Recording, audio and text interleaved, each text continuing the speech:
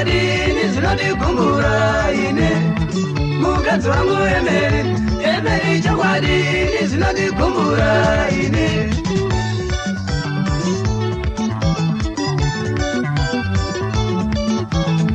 zvito zvako chokwadi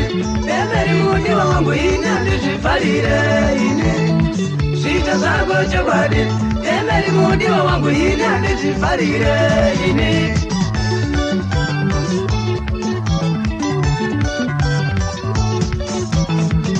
tikatukana mumbamu iwe woyenda kuna mai vako iwe tikatukana mumbamu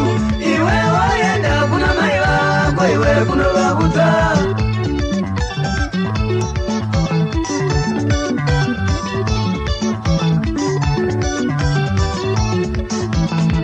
amai vako wapenga mwana wangu hatukwe kana zvakadaro ndatora mwana wangu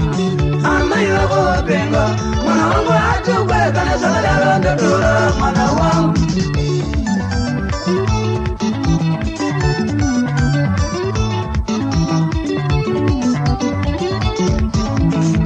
zvinotiyagaradza iko kana mai vako vachidaro chokwadi zvinotiyagaradza iko kana mai vako vachidaro chokwadi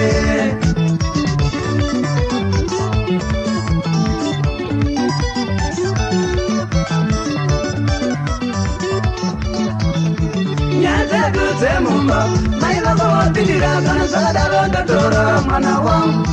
nyadzedu dzemumba mai vako vapindira kana zvakadaro ndatora mwana wangu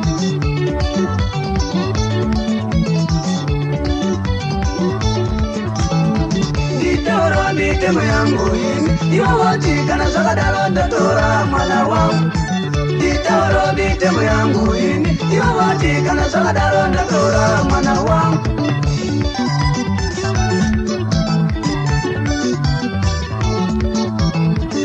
nditaura zvandinoda ini ivo voti kana zvakadaro ndatora mwana wangu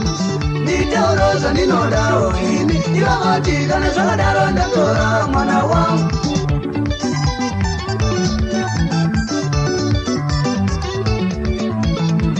ini zvinondikumbura chokwadi mudiwa ini zvinondikumbura ini zvinondikumbura chokwadi mudiwa ini zvinondikumbura